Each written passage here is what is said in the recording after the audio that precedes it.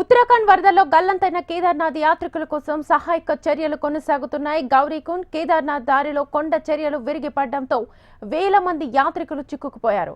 అందులో 18 మంది యాత్రికులు గల్లంతయ్యారు. దీంతో రంగంలోకి దిగిన ఎన్డీఆర్ఎఫ్ రెస్క్యూ ఆపరేషన్ చేపట్టింది. దాదాపు 3,000 మంది యాత్రికులను రక్షించింది. గల్లంతైన 18 మంది కోసం హెలికాప్టర్స్, డ్రోన్లను రంగంలోకి దింపింది.